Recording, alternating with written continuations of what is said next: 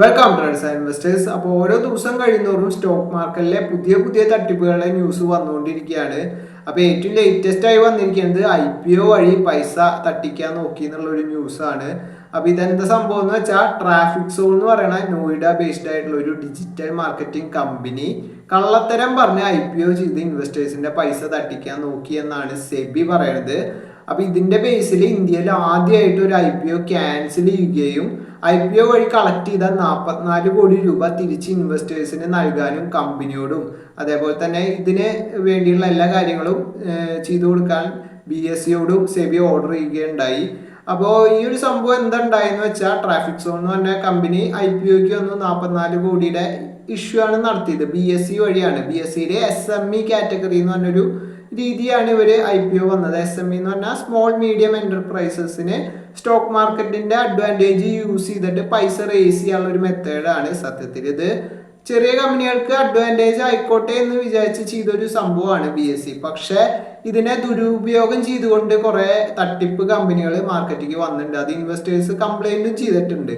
അപ്പൊ ഇതിന്റെ ഈ SME IPOന്റെ റെസ്ട്രിക്ഷൻസ് കുറച്ച് ഫ്രെയിംവർക്കും കാര്യങ്ങളൊക്കെ കൂട്ടാനും സെബി ഇതിലൂടെ നോക്കുന്നുണ്ട്. അപ്പൊ ഇവിടെ എന്താ ഉണ്ടായെന്ന് വെച്ചാൽ ട്രാഫിക് സോൺ എന്ന് പറഞ്ഞ കമ്പനി ഈ IPO വഴി കളക്ട് ചെയ്യണ പൈസ കൊണ്ട് വേറൊരു തേർഡ് പാർട്ടി കമ്പനിയുടെ നിന്ന് സോഫ്റ്റ്വെയർ മേടിക്കാൻ യൂസ് ചെയ്യും എന്നാണ് പറഞ്ഞിട്ടുണ്ടായിരുന്നത്.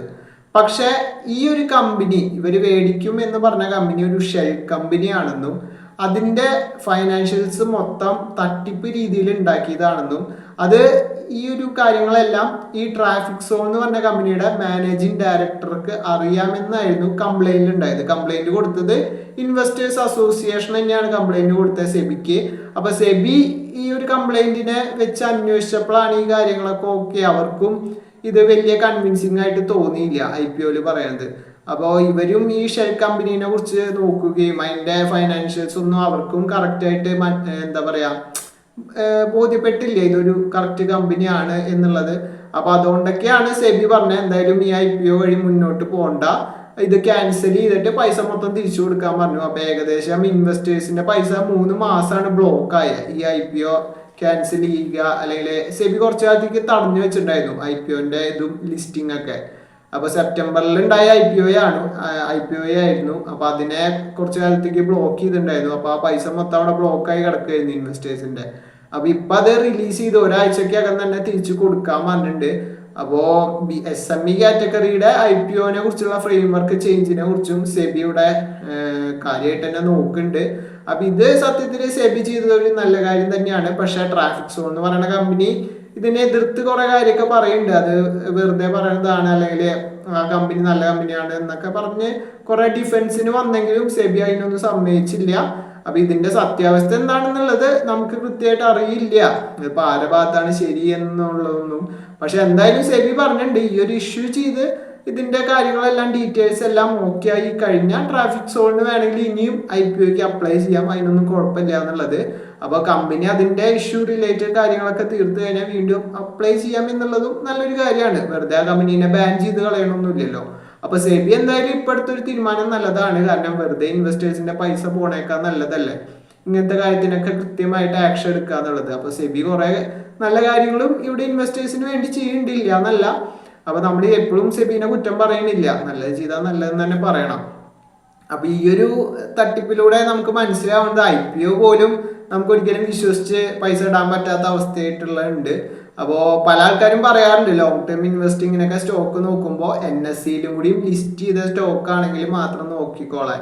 കാരണം NSEയിൽ അധികം തട്ടിക്കൂട്ട് കമ്പനികൾ വന്ന് ലിസ്റ്റ് ചെയ്യാനുള്ള സാധ്യത കുറവാണ്. BSEയിൽ ഇങ്ങനത്തെ ഒരു കാറ്റഗറി ഉള്ളതുകൊണ്ട് തന്നെ പല ചെറിയ ചെറിയ കമ്പനികൾ പോലും ഇങ്ങനെ ഫേക്ക് ചെയ്തിട്ടും അതൊക്കെ വരാറുണ്ട്.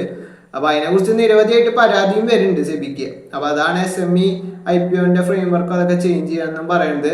അപ്പൊ നിങ്ങളും അതെ IPOനൊക്കെ വെറുതെ എന്തെങ്കിലും കേട്ട് IPOയിൽ കുറെ ഗെയിം കിട്ടും എന്നൊക്കെ വിചാരിച്ച് വല്ല കമ്പനിയിലൊക്കെ പൈസ കൊണ്ടുവരുന്നേക്കാൻ മുമ്പ് അവരെ ഫൈനാൻഷ്യൽസും അവരൊക്കെ ജെനുവിൻ ആണോ, അവരെല്ലാതും കൃത്യമായിട്ടുള്ളതാണോ, എന്തെങ്കിലും ഈ തെറ്റുകളോ അതൊക്കെ അവര് ചെയ്യുന്നുണ്ടോ അല്ലെങ്കിൽ കള്ളത്തരം പറയുന്നുണ്ടോ എന്നൊക്കെ നോക്കിയിട്ട് മാത്രം IPOയിലൊക്കെ പങ്കെടുക്കുക. അല്ലെങ്കിൽ നിങ്ങൾക്കും ചിലപ്പോൾ ഇതുമാതിരി കുറെ മാസം പൈസ ബ്ലോക്കായി കിടക്കുക, അല്ലെങ്കിൽ ഇങ്ങനത്തെ വല്ല തട്ടിക്കൂട്ട് കമ്പനിയിലൊക്കെ കൊണ്ട് പൈസ ഇട്ടിട്ട് ലാസ്റ്റ് നമ്മുടെ പൈസ പോണ അവസ്ഥയും കാര്യങ്ങളൊക്കെ ഉണ്ടാവും.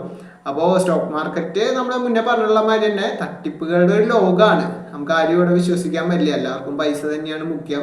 അപ്പോൾ സൂക്ഷിച്ചും കണ്ടൊക്കെ ഇവിടെയൊക്കെ ചുറ്റിപ്പറ്റി നിൽക്കുക, അല്ലെങ്കിൽ അടിച്ചുകൊണ്ട് പോവുക ആൾക്കാർ പൈസ. അപ്പോൾ ഈ ഒരു വീഡിയോ ഇഷ്ടപ്പെട്ടിട്ടുണ്ടെങ്കിൽ ലൈക്ക് ചെയ്യുക. അതേപോലെ തന്നെ സ്റ്റോക്ക് മാർക്കറ്റിൽ പങ്കെടുക്കണം നിങ്ങളുടെ ഫ്രണ്ട്സിനും ഫാമിലിയിലുള്ള ആൾക്കാർക്കും കസിൻസിനൊക്കെ ഈ ഒരു വീഡിയോ അയച്ചു കൊടുക്കുക. അവരും കൂടിയും ഒന്ന് അവെയർ ആയിട്ട് ഇരുന്നോട്ടെ. അതേപോലെ തന്നെ കൂടുതൽ ട്രേഡിംഗ്, ഇൻവെസ്റ്റിംഗ്, പേഴ്സണൽ ഫൈനാൻസ് വീഡിയോസിന് വേണ്ടി നമ്മുടെ ചാനൽ സബ്സ്ക്രൈബ് ചെയ്യുക.